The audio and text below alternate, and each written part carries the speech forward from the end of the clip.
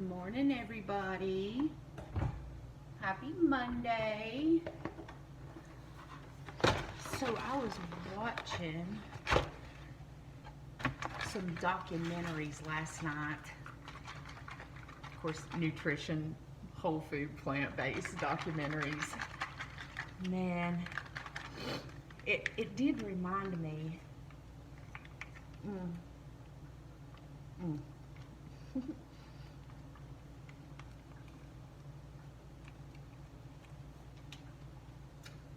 Start my little graveyard over here. But it did remind me that I forgot to share something super exciting with y'all. And oh my gosh, y'all, there's this one part on the documentary where they were showing, they were just kind of like, trying to prove a point, like, what the animals go through, like, it was terrible, y'all. I can't even hardly talk about it. I can't get it out. It's like, oh, they were being abused so bad, like, just a whole lifetime abuse, and then slaughter. The way that they kill them is not humane. Like, oh God, it broke my heart. It was terrible. I never want to eat another piece of meat, really.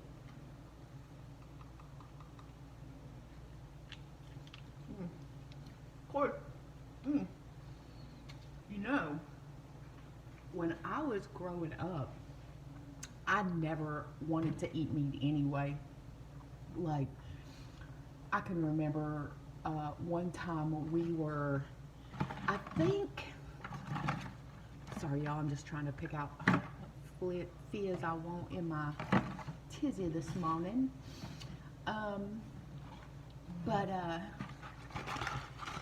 We were, where were we? I think we were on our way to Delaware that summer to visit my aunt. And we had stopped by a fast food joint to grab a burger or whatever, and I'm just like, order my burger with no patty. My dad, I thought my dad's head was gonna explode. He was like, are you fucking stupid, dumbass? It was terrible.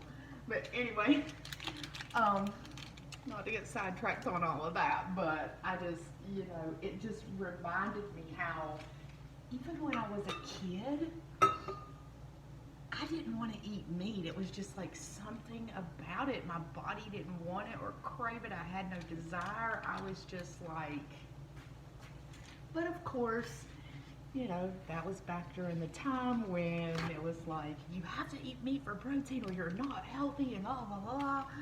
And so my parents were doing what they thought was best for me at the time. But really, I've not ever really wanted to eat meat. And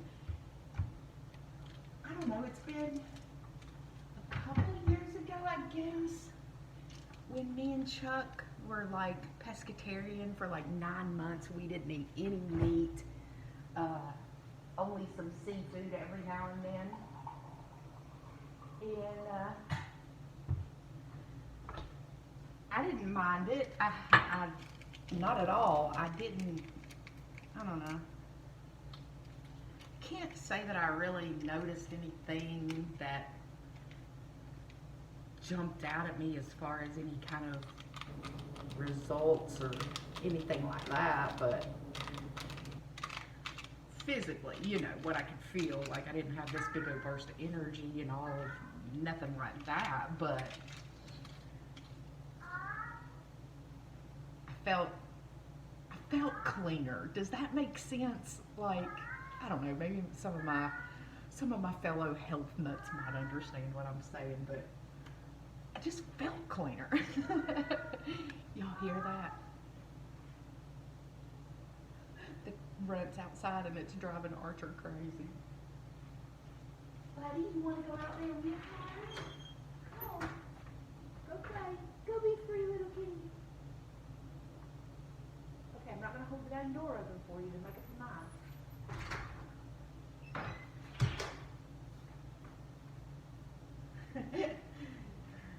Poor Archer.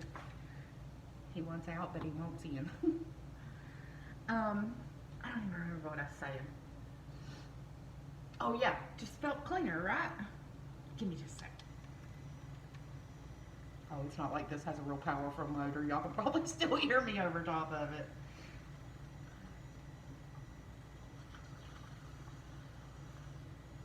But, okay, what I what I remembered that I forgot to tell you.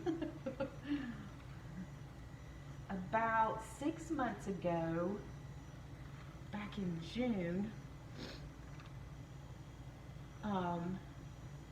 Chuck and I went to the clinic and got our blood work done.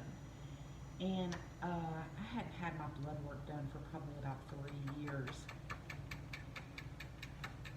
And my triglycerides were kind of high. They were like 184. And that freaked me out.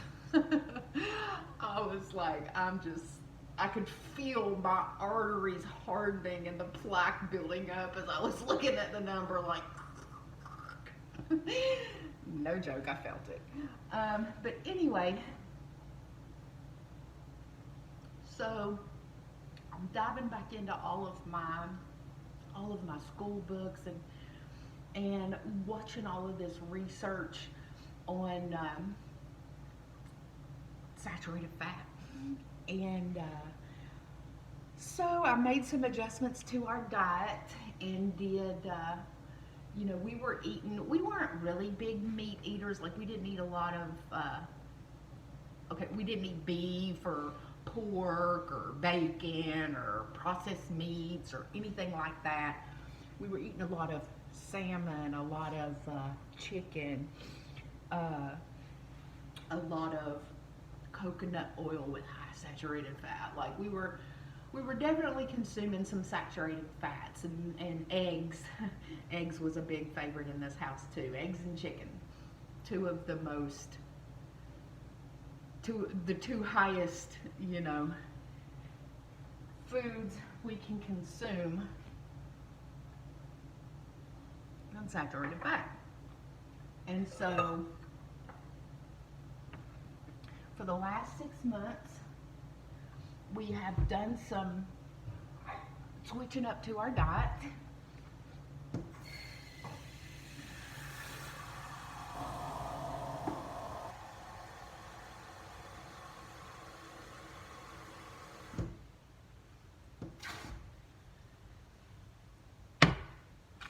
And we still eat chicken and eggs occasionally. We do eat bison if we're going to do any kind of ground meat, like, beef. But y'all, just being mindful when I'm reading my labels at the grocery store or preparing our meals, I was always mindful of the saturated fat we were taking in. We go back and get tested a couple of weeks ago. A week ago, I don't know. And I got my results back, y'all. It would probably boil if I turned the water on, the burner.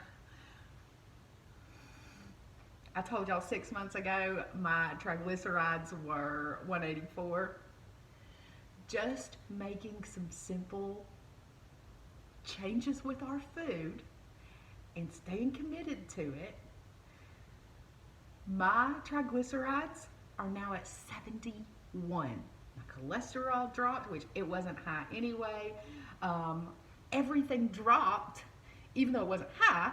The triglycerides is what I was really scared about, because it's like, when those cholesterol numbers start getting high, if we don't get it under control, then we're looking at heart disease, we're looking at stroke, we're looking at Alzheimer's, we're looking at all of the things related to plaque buildup in the arteries. And so I'm just super proud of that. I had to share that with y'all because I could have very easily went to a doctor and he would have been like, okay, Tanya, we're going to monitor this. And never would he have mentioned anything to me about dietary changes because it's so sad that they don't teach our doctors about nutrition in school. Like, we know more than our doctors know about nutrition. And that's so sad because, as you can see, I am proof I did not have to take a pill to lower my cholesterol.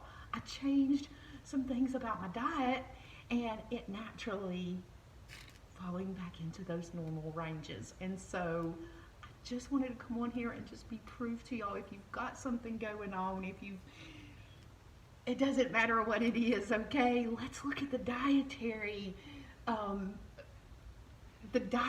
approach before we start adding a pill that's going to add another symptom, right? And so I just had to share that with y'all because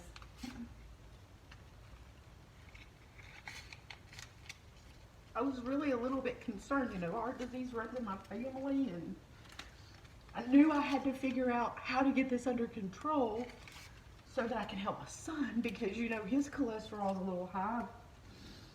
He's not going to be as willing of a participant as I was. It's going to take me a little more work with him, but at least I know what to do.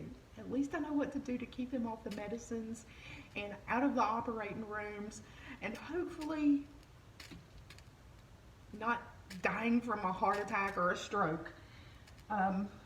Because, ultimately, if we don't get it taken care of, that's the fate for all of us. If we don't be mindful of what we're putting in our body and taking care of ourselves and just getting back to nature, y'all. We gotta connect back to nature and get away from all of these medicines and stop depending on these doctors to give us an answer in a pill that we can take, and then we're just gonna wake up the next day and be perfect. It's never gonna happen.